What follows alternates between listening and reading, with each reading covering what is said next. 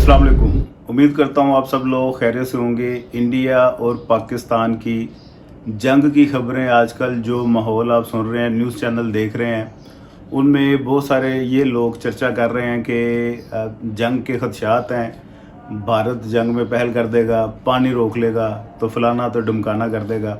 सबसे पहली बात तो मैं अपने तमाम भारतीय भाइयों से ये एक रिक्वेस्ट करता हूँ कि कोई न्यूज़ चैनल अगर ख़बर चलाता है तो पहले उसकी तस्दीक कर लिया करें। ज़रूरी नहीं है कि अंधा बिलीव रख के उसी को आगे स्प्रेड करना शुरू कर दें और जिसने एक ने बात की वही दूसरा भी करे, वही तीसरा भी करे। ये प्रोपेगेंडा बहुत पुराना हो गया। अब थोड़ा सा माइंड सेट को चेंज करें। और हम पिछले कई सालों से ये माशाल्लाह देख भी रहे हैं कि आप लोगों की काफ़ी ग्रूमिंग हुई है एजुकेशनल वाइज, टेक्नोलॉजी वाइज।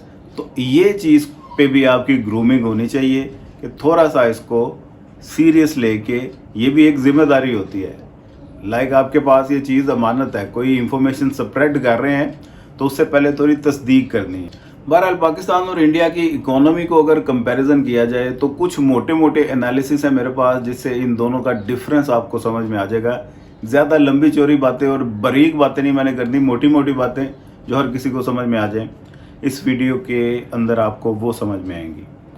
सबसे पहले भारत और इंडिया का अगर वॉल्यूम देखा जाए, सरफेस एरिया वो तकरीबन 32 लाख स्क्वायर किलोमीटर है, 32 लाख मुरबा किलोमीटर। जबकि पाकिस्तान की अगर बात की जाए वो round about 8 lakh Murbad kilometre बनता है, 7,96,000 स्क्वायर किलोमीटर।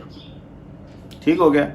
आपको सरफेस एरिया से पता चल गया कि पाकिस्तान वो 5 टाइम स्मॉलर कंट्री है इंडिया की निस्बत। इंडिया का कैपिटल न्यू दिल्ली है जबकि पाकिस्तान का कैपिटल इस्लामाबाद है। इंडिया की टोटल पॉपुलेशन 1.5 अरब के करीब है, 1 अरब तकरीबन 45 करोड़ के आसपास है, जबकि पाकिस्तान की पॉपुलेशन वो 25 करोड़ के आसपास है।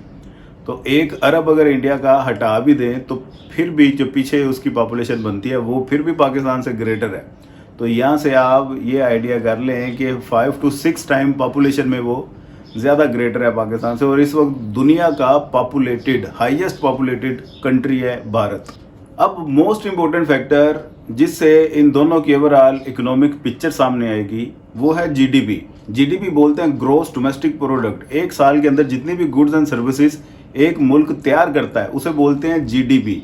अब जो भारत की जीडीपी है वो 39 लाख मिलियन डॉलर है, जबकि पाकिस्तान की जो एनुअल जीडीपी है, ये एनुअल सालाना जीडीपी होती है। और अभी 2025 चूंकि चल रहा है, 2025 की फिगर ये भी सामने नहीं आई, ये 2024 की मैं बात कर रहा हूँ। 2024 की अकॉर्डिंग जो एनुअल भारत की जीडीपी है वो 39 लाख मिलियन है, और जबकि पाकिस्तान की जीडीपी वो 3 लाख मिलियन है। तो जीडी पॉपुलेशन वाइज इंडिया हमसे 5 टाइम ग्रेटर है, जबकि जीडीपी वाइज वो नियरली 12 टाइम ग्रेटर है। तो यहाँ से आप अंदाज़ा लगा सकते हैं कि उनमें ग्रोथ कितनी तेज़ी से हो रही है और यहाँ पे कितनी सुस्त रवि का शिकार है। पर कैपिटा जीडीपी भारत में जो इस वक्त है वो $2,700 है, जबकि पाकिस्तान में पर कैपिटा जीडीपी वो 1,500 है। पर कैपिटा जीडीपी मतलब एक शख्स की औसत आमदनी भारत में $2,700 है और पाकिस्तान में $1,500 है। दूसरी बात, ये डॉलर वाइज कंपैरिजन है। करेंसी की आपको मैं डीवैल्यूएशन की सूरत हाल बता दूं पाकिस्तान की और भारत की। अगर आप यूरो लेके इंडियन रुपीस देते हैं तो 1 यूरो 96 रुपये का मिलेगा आपको, 96 रुपीज़ का इंडियन, जबकि वही यूरो पाकिस्तान में 320 रुपये का मिलेगा। डॉलर की बात कर लेते हैं। अगर आप $1 लेके इंडियन रुपीस देते हैं तो वो डॉलर आपको 85 रुपीज़ का मिलेगा, जबकि वही डॉलर आपको पाकिस्तान में 280 रुपये का मिलेगा। नियरली 4 रुपये के करीब इंडिया का 1 रुपया है, पाकिस्तान के 4 रुपये हों तो वो इंडिया का 1 रुपया बनता है। हमसे करेंसी वाइज 4 टाइम सुपीरियर है।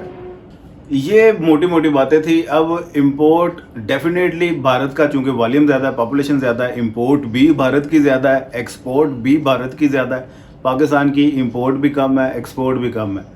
इंटरनेशनल लेवल पे लिंक्स भारत के ज़्यादा हैं, पाकिस्तान के कम है, और अप टू डेट ज़्यादा इंडिया है पाकिस्तान की निस्बत, इसमें तो कोई शक नहीं है।